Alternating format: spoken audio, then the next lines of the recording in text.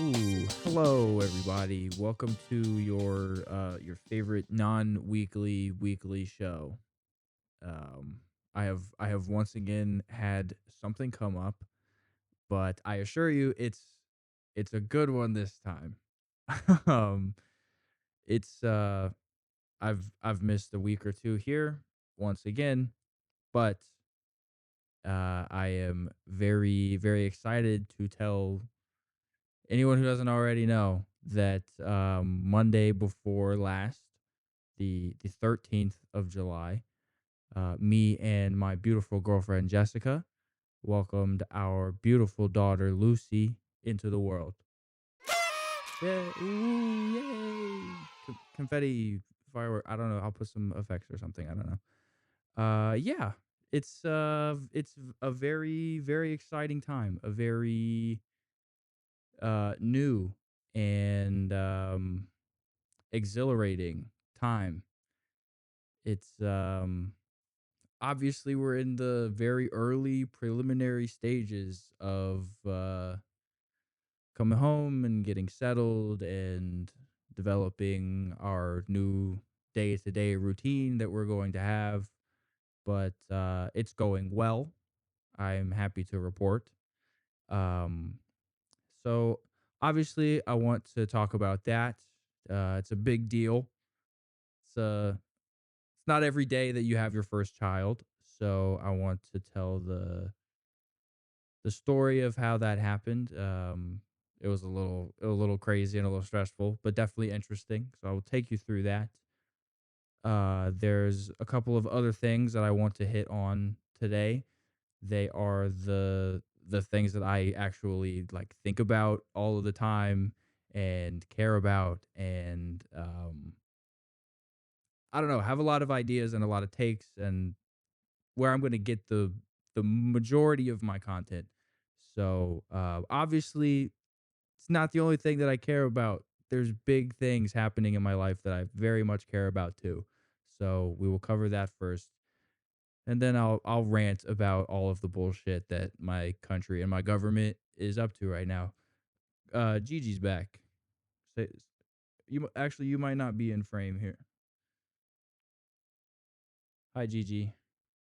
Um, yeah, let's let's take you through uh one of the most stressful but in the end satisfying weeks of my entire life.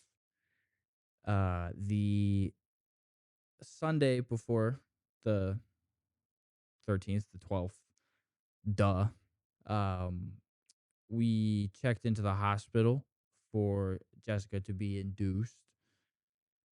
So, night 1 was interesting and new and stressful, which is probably a solid description of the entire week, but particularly the first night because I'm very much out of my element when it comes to any sort of medical facility.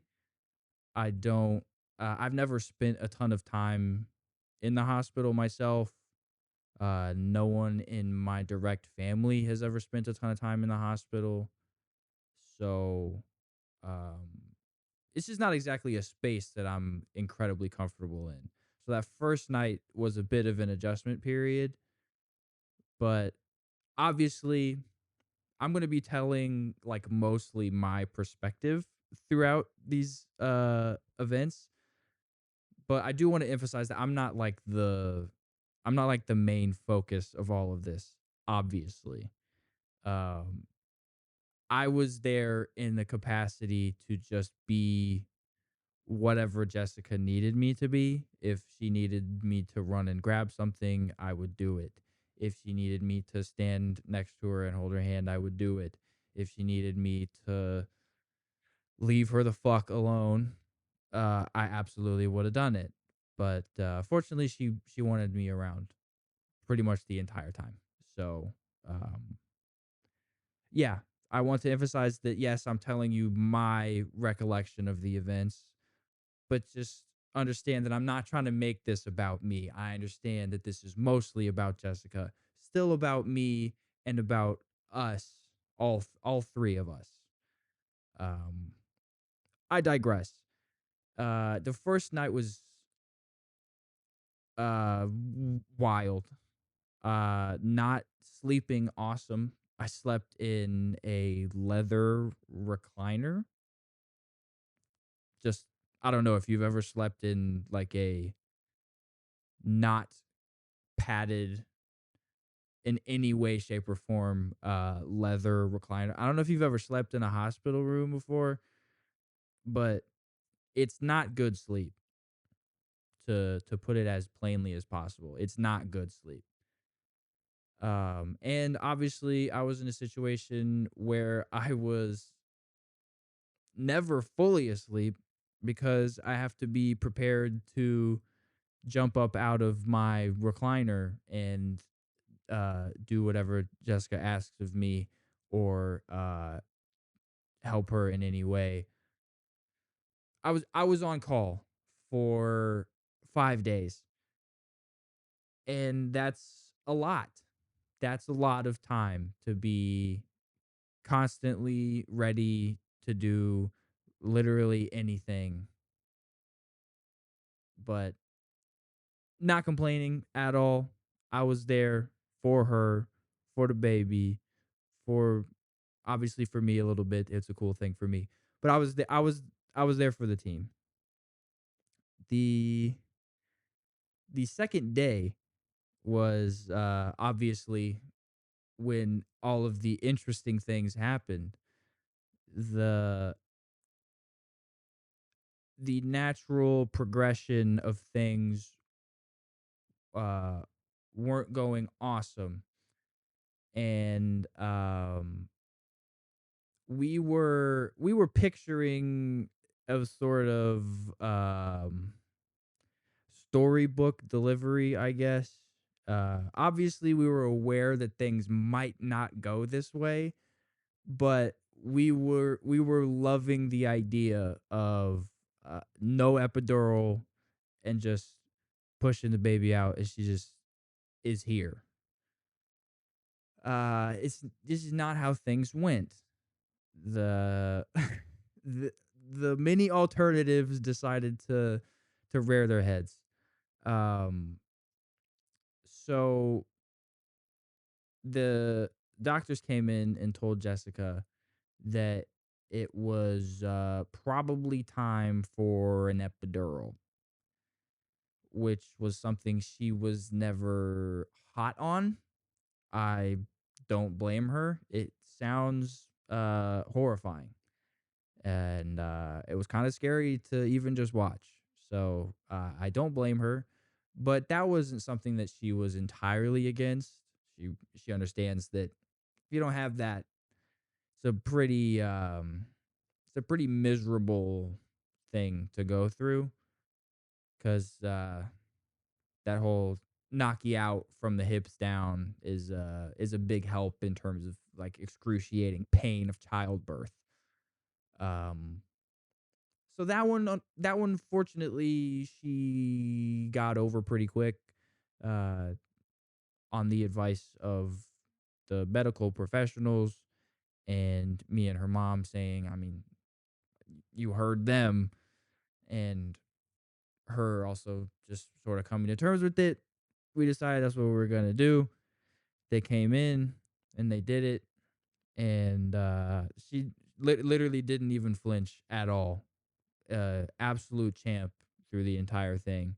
The only reason that she moved, it was technically the doctor's fault because her left leg like flinched, like the hammer on the knee reflex thingy, because I'm pretty sure he poked a fucking nerve ending in her spine with the tube. Um, but yeah, no, that was she did so fucking good. Didn't move at all. Even the anesthesiologist was like, "Man, I wish every single one went like that." When you get props from the people that went to school for 12 fucking years, come on, you know. Um, but yeah, epidural was done. she was obviously walking us through the progression of what that feels like. And that part sounds kind of cool. Obviously, would not want to deal with what it takes to get there, but the numbing, like, I don't know why I'm trying to think of a fancier word. It's a perfectly fine word to describe what I'm talking about. The numbing sensation sounds kind of wild. Um, I feel like I feel like those people that don't have legs. I'm gonna stop that thought where it is. Uh, Epidural went great, and we were hanging out for a little bit longer, and hoping things would sort of work their way forward, but they didn't. So Doc came in and said, I mean, you know what time it is. It's it's time to have that conversation about what we're gonna have to do to get this baby out for you.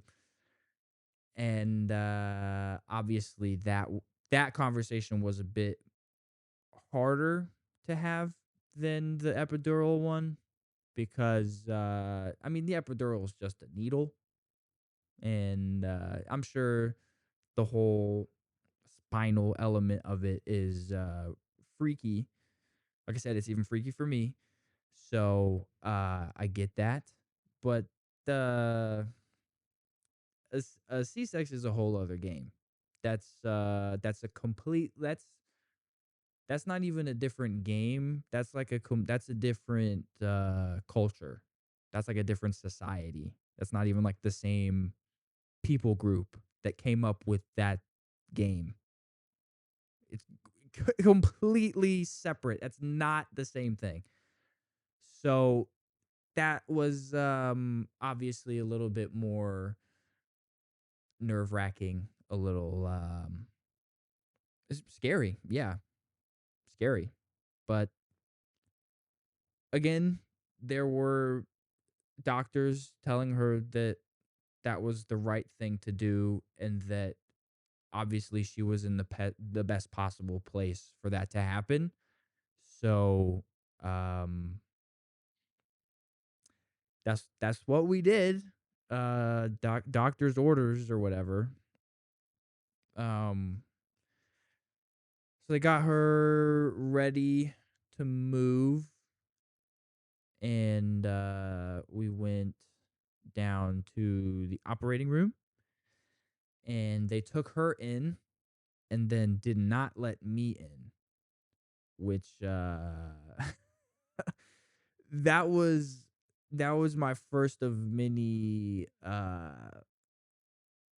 stress freak out, uh mini panic attacks that I had throughout this entire process, because it was the first time that I wasn't with Jessica, like I was with her in her room since we got upstairs. I drove her to the hospital, like I hadn't left her side. Greg, I need you to sit over there if you wouldn't mind. Thank you so much. Um so yeah, it was the first time that the two of us were not in the same room, and they just kept coming in and out and saying, "We'll have you in there in just a minute. We'll have you in there in just a minute." So I was like freaking out. I was not well. Um I'm sure it was like 5 minutes at the very longest, but if it felt like it was about 15 to 20. Um they finally let me in. They walked me straight over and sit me down next to Jessica's head. They said, "This is your spot. You sit here." I said, "Okay." Um, I'm gonna make the executive decision to skip through the next large portion of this story in order to protect I don't know, Jessica's privacy. I'm not gonna dig into the whole thing. If you really want to have a general idea of what happened, you could just Google C-section operation. I'm sure I'm sure there is a crazy video on the internet that you can go watch if you really want to. So knock yourself out, I suppose. But I guess I will leave it with something as simple as things went well. Obviously, we're sitting here right now. Um, we went back upstairs to Jessica's room, and they they put Lucy on Jessica's chest, and like we went back up that way. That was a very striking in the best way possible visual. I was like, wow, that's that's the two of them right there. That's that's it right there. But um, yeah, when we got back upstairs, the sort of feel good, happy, levity feeling was unfortunately brief because beautiful, gorgeous, perfect, precious little Lucy was having a little bit of trouble keeping her blood oxygen up, uh getting getting those lungs to really pump, and they didn't love that, and we didn't love that. Obviously, I mean, we're pretty concerned about that too. But specifically, the nurses didn't love how much it was dipping and how regularly it was dipping. Hold on, the microphone stand is gonna give me an autism freak out. It was touching the chair, so every time I wiggle in the chair, it wiggles, and I can't do that. Where was I? Right, blood oxygen. Um, they were concerned with where her blood oxygen was sitting consistently, and where her blood sugar was. They thought it was a little low. Um, for context, she's a big girl. She was she was born nearly 9 pounds, and that uh that's a big girl. So that combined with the fact that she was a C-section, not a natural birth, is um apparently, according to people who know a lot more than me, who were informing us, a relatively common set of issues. Not big issues at all. Things that are regularly uh shaped up and put all together. I don't know. I'm not a doctor. I hope that's clear. They said it happens not all the time, but pretty regularly, and everything should be just fine. That was the like best possible thing that we could have heard in that time. So I'll take it. Um so Jessica obviously wasn't able to like move or like go anywhere for a little bit, knowing that she just had her abdomen cut open and all. So I am the one who took Lucy down and checked her in to the NICU, and unfortunately, that is where she stayed for 3 days. That was okay. I have to provide this caveat, I guess. In the moment, it was much more frustrating and stressful and sleep deprivating than it is now. I Obviously we have had the time to come home and spend some time at home, uh, just the three of us.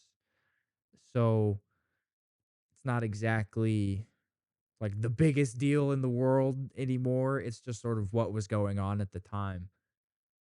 So yes, I'm doing much better about it now, but uh having her on one floor at the hospital and me and Jessica staying on a separate floor in a separate room at the hospital is it's far from ideal. It doesn't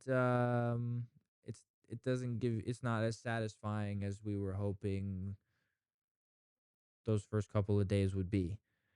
But again, it's been some time. I've had some time to relax. I think we've had some time to relax about the whole thing. So, reflecting on it now with that context in mind, um, yeah, it was fucking, it was fucking horrible. It was, hold on, Monday night, Tuesday night, Wednesday night. uh, Okay, my recollection of events is getting a little bit fuzzy. That's how much sleep we got. Regardless of whether it was in the NICU or the special care unit, it's essentially the same thing. So, the only effective difference is we got to sleep in the same room as Lucy once she was transferred to special care. So, regardless, not being able to be like together, like going home together, um,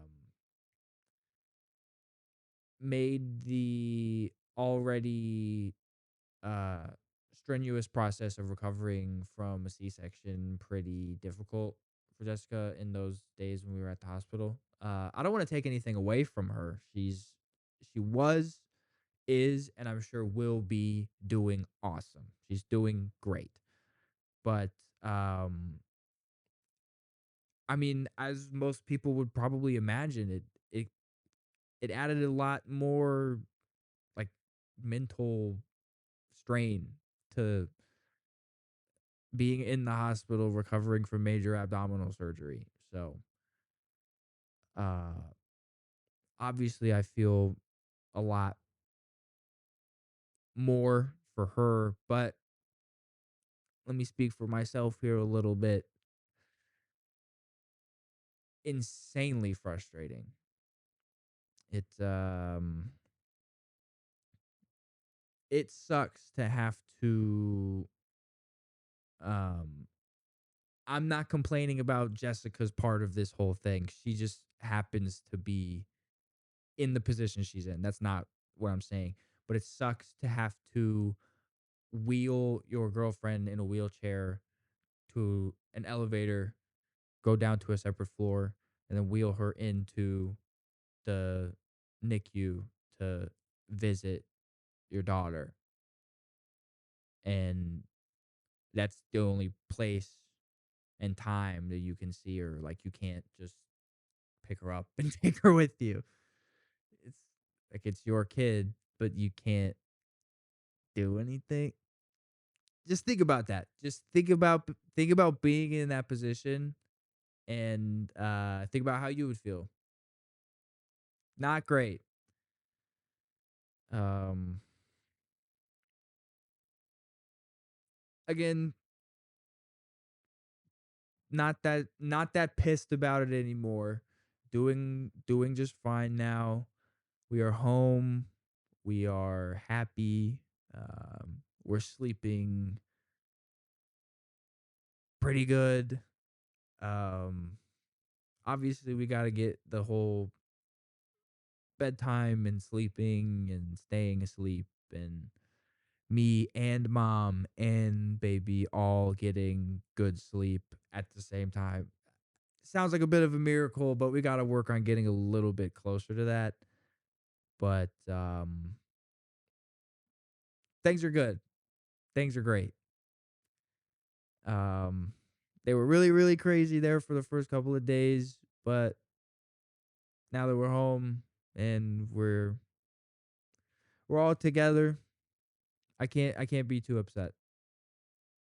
It could have been worse. It could have been worse. So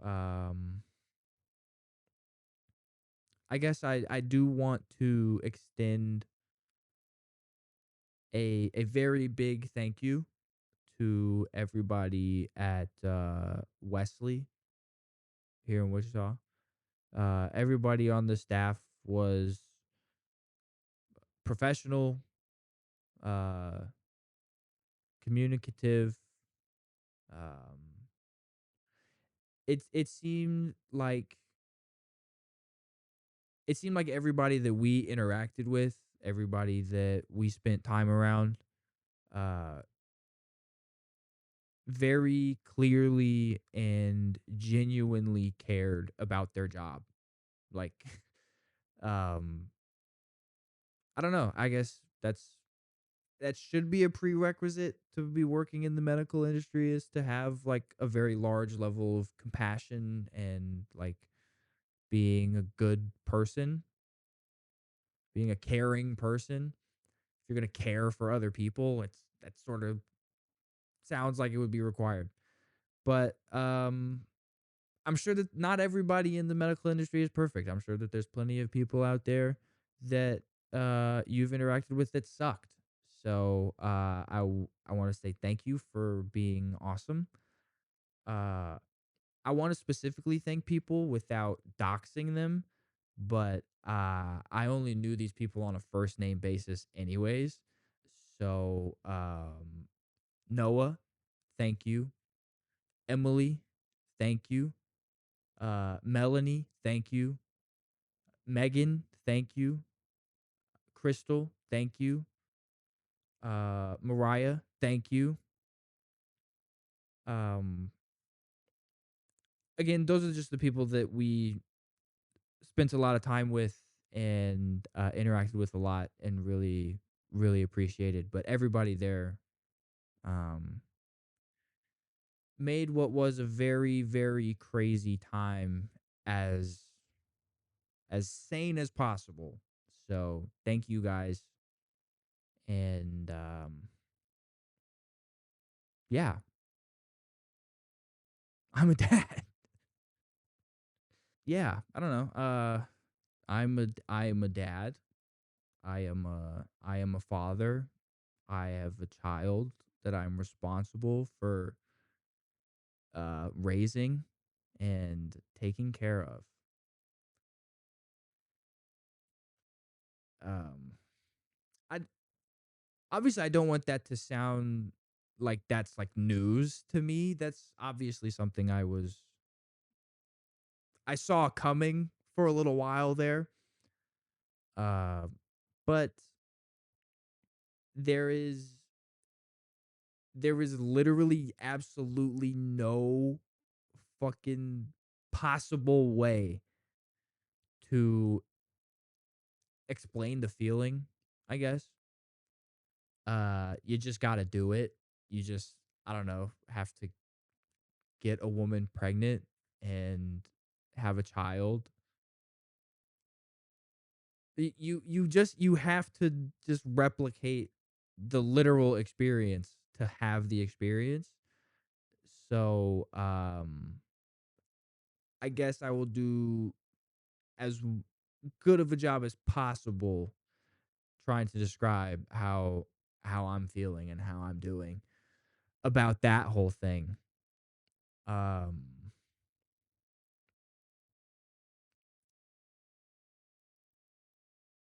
I don't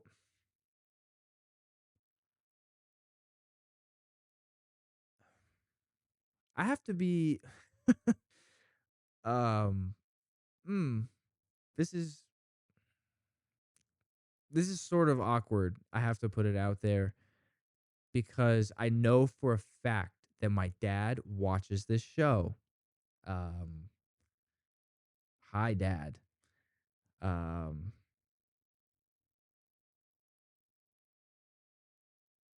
so obviously I want this to come across in the most,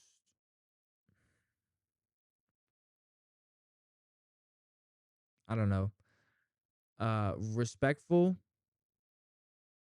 obviously, um, but honest way possible.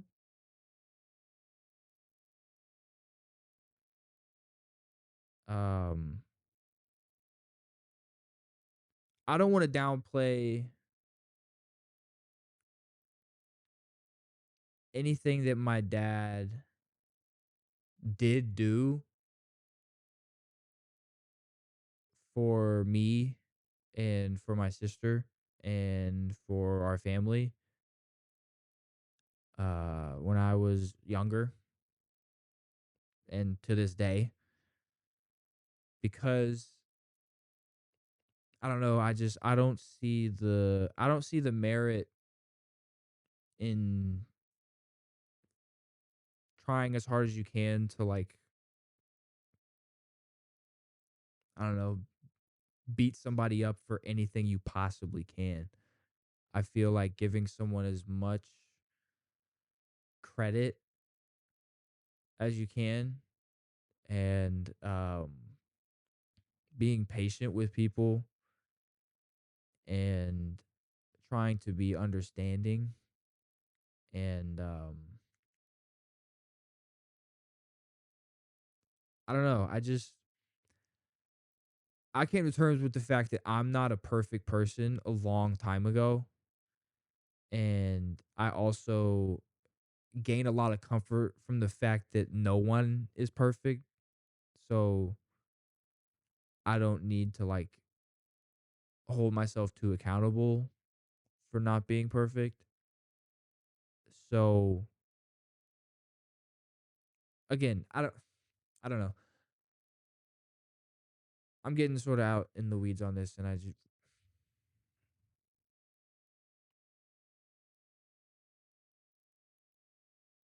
I obviously understand and am incredibly grateful for the fact that I grew up without a lot of the problems that a lot of people have, um a lot of other people in the world, a lot of other people in the country that I live in, a lot of people even the same fucking city that I live in have much tougher situations, both logistically through their childhood and relationally through their childhood. But I am very aware of the things that I feel like I want to do differently, or um or I want to do at all, because I don't necessarily feel like they were done for me. But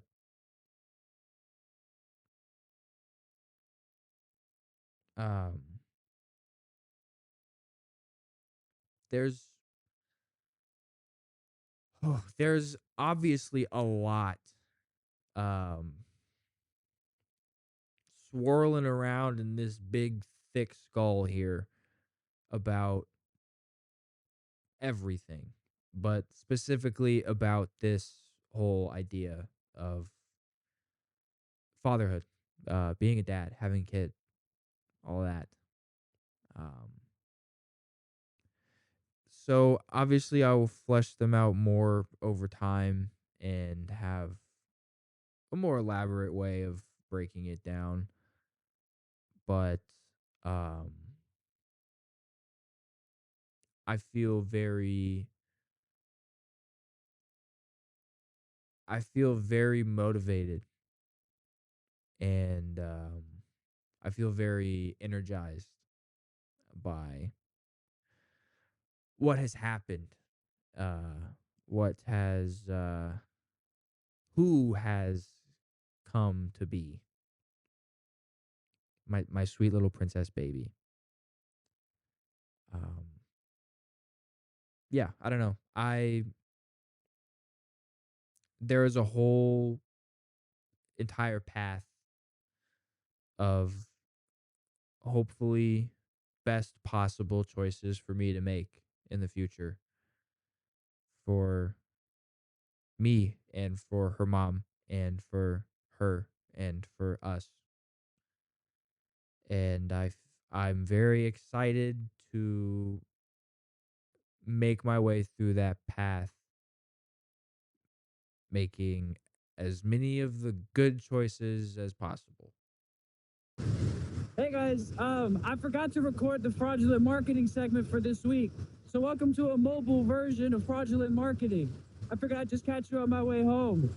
Um, I'm just gonna be plugging myself this week because I keep forgetting to actually mention this while I'm recording the episode. Go subscribe here on YouTube. We need all the support we can get.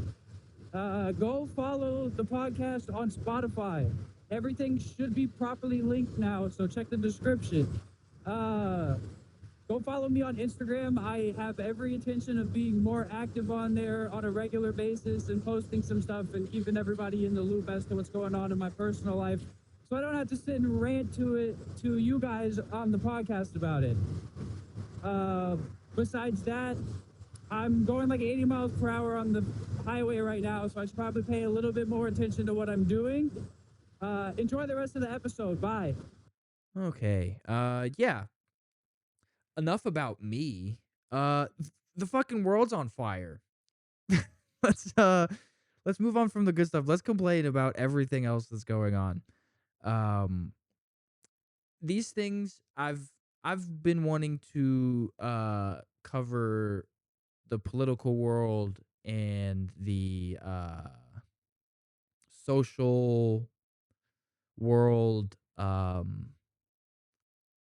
I'm failing to come up with the right words to describe what I'm talking about, but I don't know, the shit that's happening in real life and the shit that is affecting everybody in in literally the whole world. So that's what we're gonna do in this back half today. Um, the Middle East is fucked. That's not anything new as long as I've been alive, but it seems to be particularly fucked in a way that may not be unfuckable. Like like we literally might not be able to fix this one. Uh Obviously the war in Iran is back, I guess. That MOU didn't last at all. I think I was in the hospital longer than MOU lasted, but I've written and had to delete and write new notes several times, but in my oldest set of notes about that MOU, I predicted that Israel would fuck it up, and Israel fucked it up. Who would have known? Yeah, they just refused to stop invading Lebanon and killing more innocent people because 70,000 is not enough. You gotta pump those numbers up. We need more innocent people dying. Could you imagine thinking like that? Anyways, yeah, they won't stop killing people and stealing land. So yeah, that whole potential peace deal, first step, whatever the it was literally just like a loose agreement. If you like a memorandum of understanding, if you look it up, it's not a real thing. It's not a treaty, it's not a contract. It's like we both understand these terms will be the terms that we will at some point come to the negotiating table and negotiate. Like it's not real, but regardless, it didn't fucking work because our greatest ally is ruining our negotiation process again.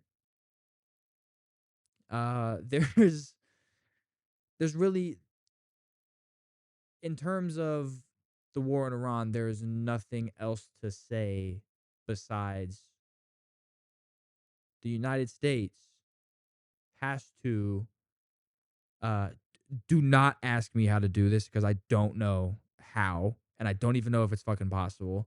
But the United States has to somehow find a way to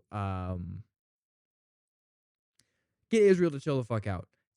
Israel has to chill the fuck out. Israel has to chill the fuck out, or we can't get anything done. So like, I don't know, like even if Israel just like lied and said they would stop and actually stopped for a second and let us like try and negotiate something and then kept doing it, like we could stop them again. But like just stop. Just stop for a second. Just stop. Just stop fucking blowing people up. It's not hard math for me. I don't know. Maybe that's harder math for people in Tel Aviv. But not killing people, good idea. But I don't know. You know who else thought that not killing a fuck ton of innocent people uh for Israel, and Israel also doing it. You know who else thought that wasn't a good idea? I'll give you a hint. He was publicly murdered last fall.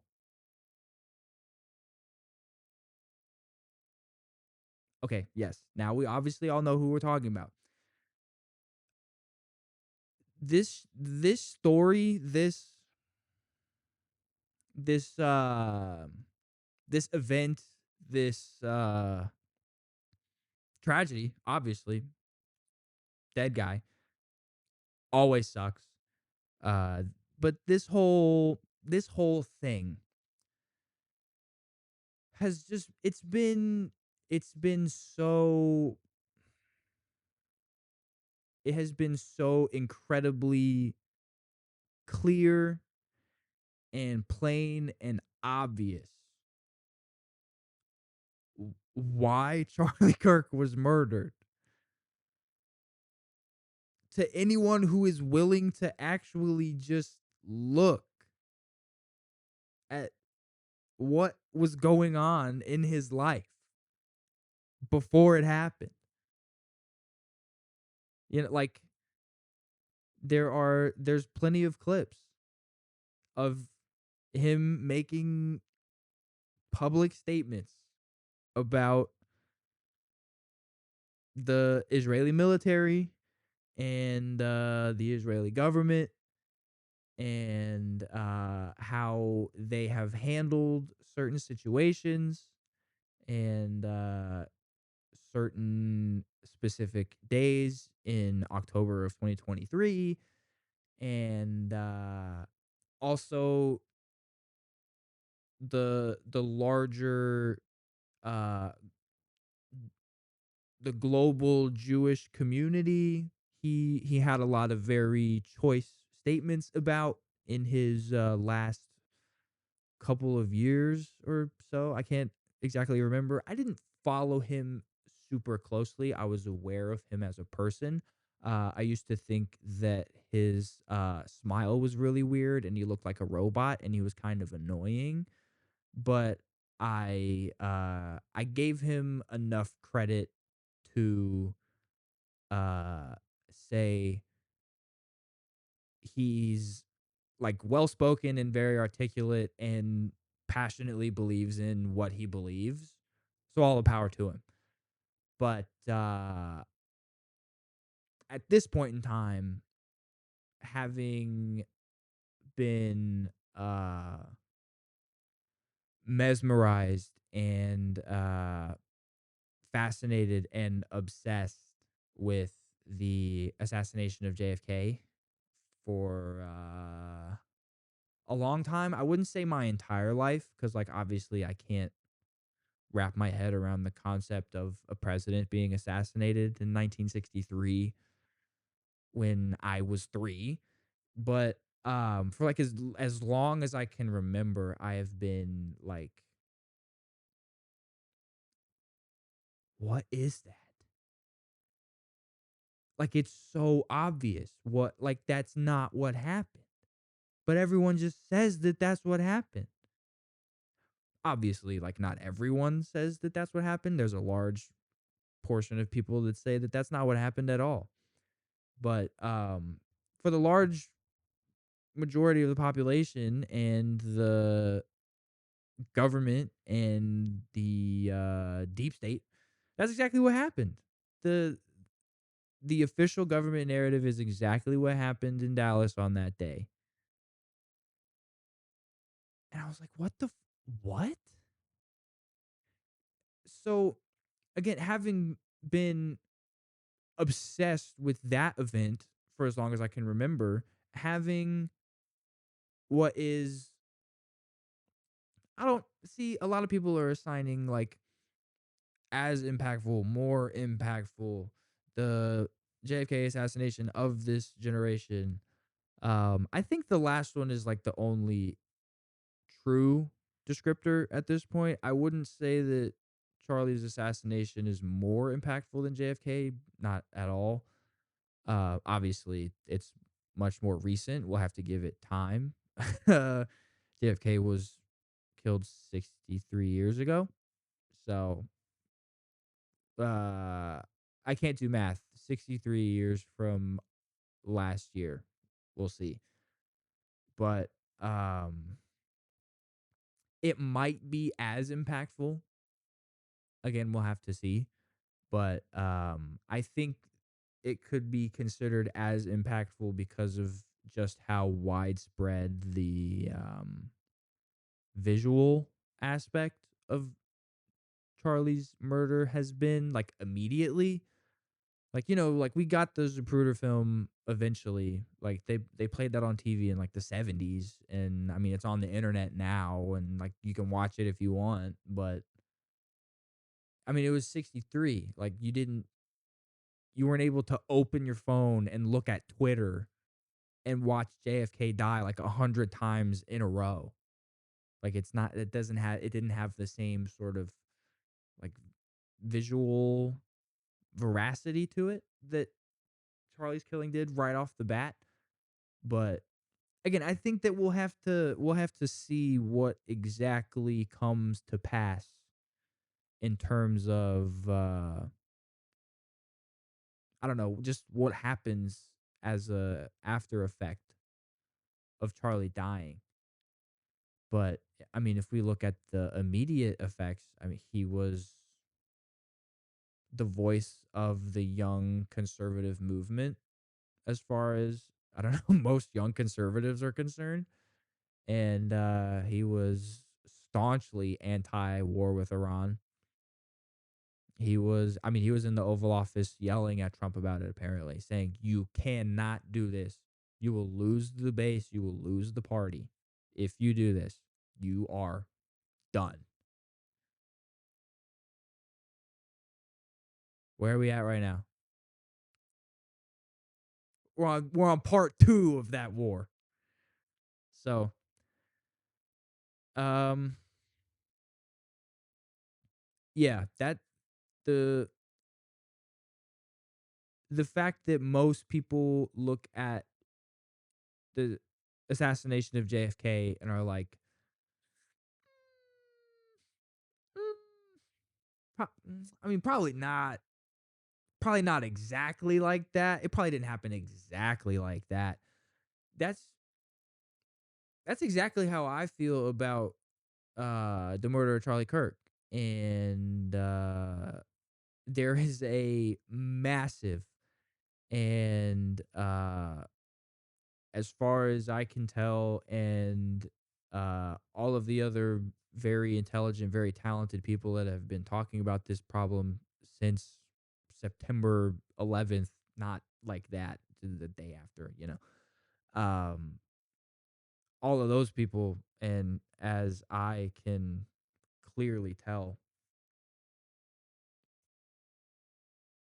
there is a very clear and intentional attempt to convince people that something that is, I don't know, by fucking physics standards, not possible is exactly what happened.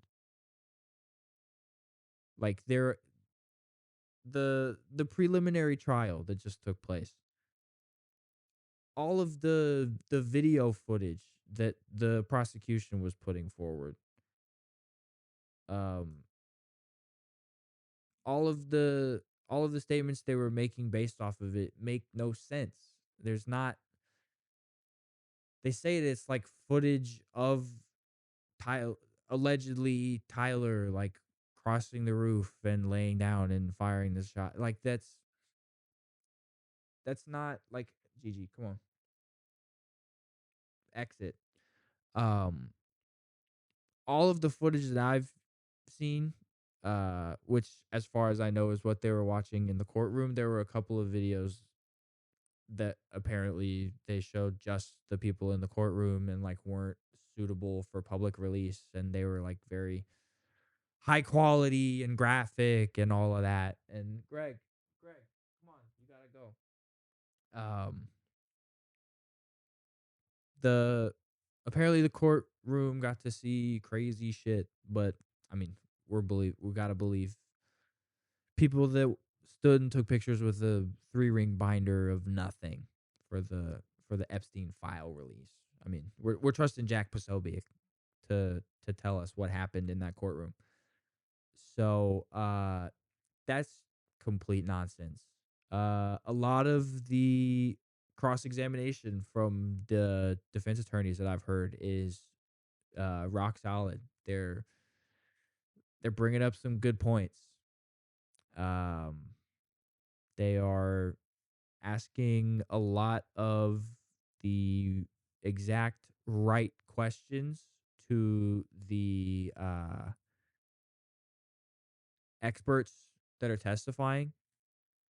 Uh, I'm not a doctor and I'm not a lawyer, so I'm getting into places that I don't know the words to describe stuff. You'll have to bear with me. But yeah, the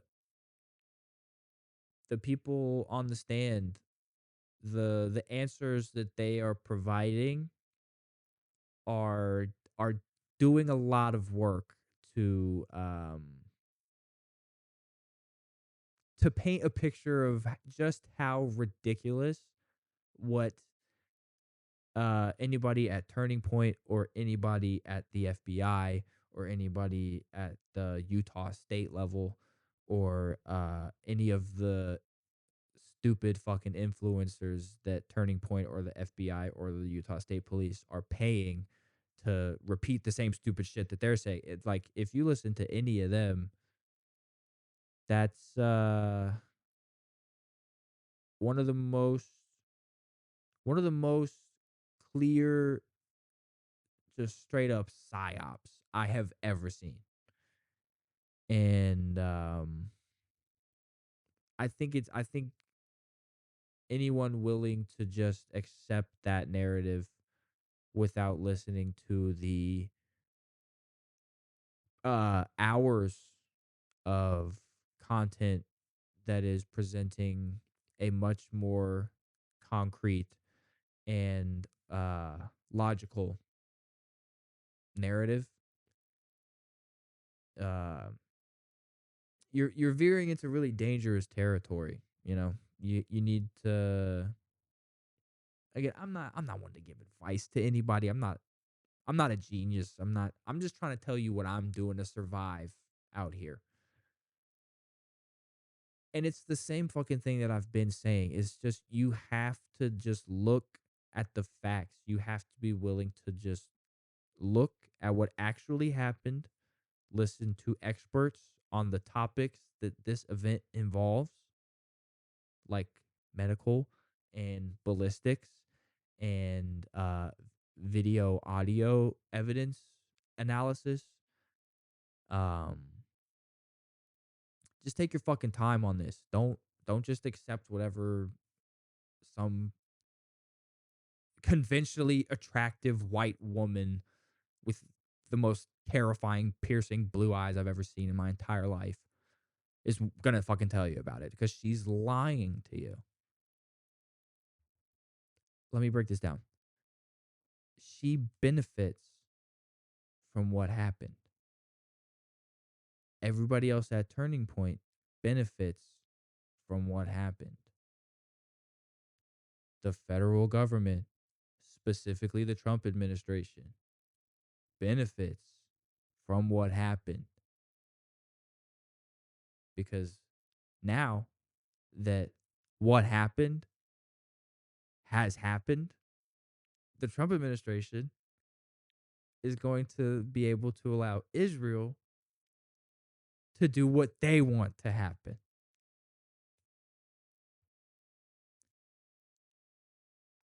I couldn't break it down any more simply than that. This show, this podcast, this this thing here is going to be a thing whether you or I or the universe likes it or not. I don't care. I'm too driven about this. I need to not have a regular job as fast as humanly possible. So it's time to just do this all the time. Every day, every free moment that I have, I'm just going to be doing this because because I have to. I'm done. I don't want to exist like in the regular workforce anymore. It is grinding and it is draining and it sucks. And this is so much cooler and I think I got a real shot at doing this for like a living or whatever. So it's time to just do it. It's head first. And I'm not freaked out by it anymore. Uh Lucy has taught me many lessons in the past 2 weeks. Um but the most important one being she has taught me that I'm not afraid to sit here and talk into a microphone and look at a camera anymore. This whole thing is not that big a fucking deal anymore. I mean, I will do 5 days of this over 5 days at the hospital any day of the week. So I will talk to you very soon. I love you. Bye.